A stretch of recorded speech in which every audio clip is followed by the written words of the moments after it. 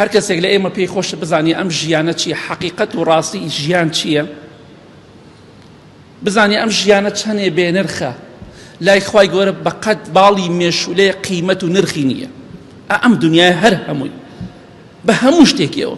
پێغەمبەری خوا فەرمێ صلی الله علیه وسلم بڕۆ تەماشا بکە ئەوانەی کە دەمرن، بڕۆ بزانە چۆن دەمرن، یاخود بیرکەرەوە لەوانەی کە لە کەسوکاری خۆت و ئازیزەکانی خۆت کە لە دەستیان ئەدەی باشە فڵان کەس ئێستا من قسەم لەگەڵا کرد چی زوو مرد، فڵان کەس تۆزێ لەمە پێش بینیم، فڵان کەس دوێنێ بینیم، فڵان کەس دوێنێ قسەم لەگەڵا کرد مرد تەوا ڕۆیشت.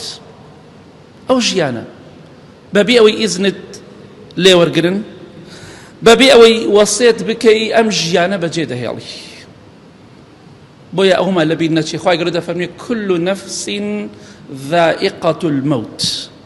ئەم ئاەتە چۆنی تێگەین؟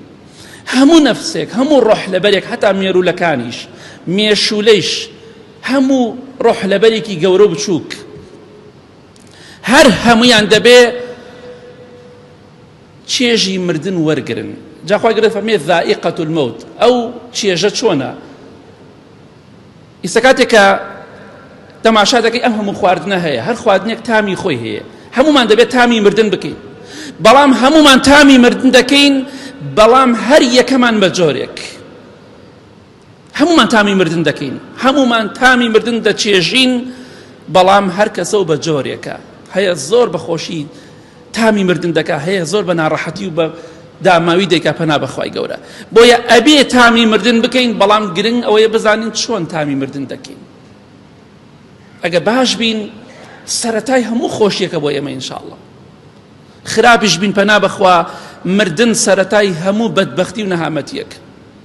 چونکە پێغەمبەری خوا دەیفەرموو صلی الله علیه وسلم هەر کەسێک قەبری باش بێ ئەوەی دوای قەبری دێ هەمووی ئاسانتر و باشترە، ئەوەشی قەبری خراپ بێ ئەوەی لە دوای قەبرەوە دێ خراپتر و پرسترە پەنا بەخوای گەورە. کەواتە بزانە چۆن دەمریت، تامی مردن دەکەی، بەڵام گرنگ ئەوەیە بزانە چۆن تامی دەکەی.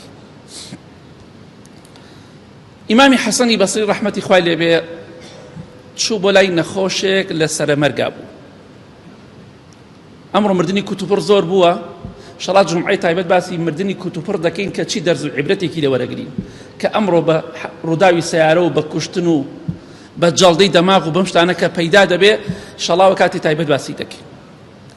ئیمامی حەسەنی بەسری ڕەحمەتی خوای لێبێ دەڕاتە لای پیاوێک لە سەرەمەرگایە نەخۆشە، بەڵام کاتێک کە ئەم پیاوەی بینی چۆن ڕۆحی دەرچوو، چۆن مرد، بەچی ناڕەحەتیەک مرد، گەڕایەوە بۆ لای ماڵ و ماڵەکەی خۆی، بەڵام بێتاقەتە، چونکە مرۆڤێکی بینی ڕۆحی دەرچوو.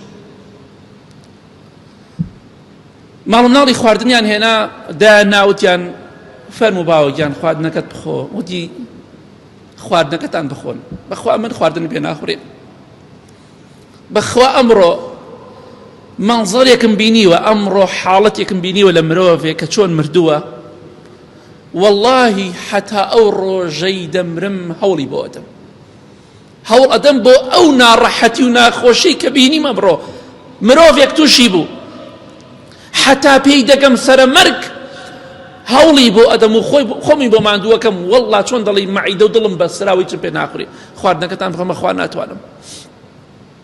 بۆیە بێگومان ئەو ڕۆژەش هات. ئیمامی حەسەنی بەسریش ڕەحمەتی خوای لێبێ گەشت بە مردن، ئێمەش پێی دەگەین، هەمومان دەمرین، بەڵام گرنگ ئەوەیە خۆمان شەرمەزاری لای خوا نەکەین، لەبەر خاتری ماڵ و مناڵ غەش مەکە، حەرام مەخۆ، خیانەت مەکە، زوڵم مەکە، تاوان مەکە، ملی خەڵک مەشکێنە، چونکە ئەم ژیانە هیچ نییە، هەر کۆتایی پێ دێ.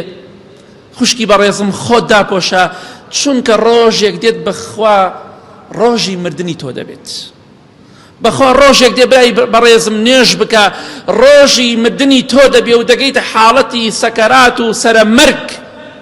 جا ئەمڕۆ خۆت ماندووکە هەتا ئەگەی بە ئەو ڕۆژە دڵنیا بە ئەو ڕۆژە دەبینیت، 100% دڵنیا بەلەوە.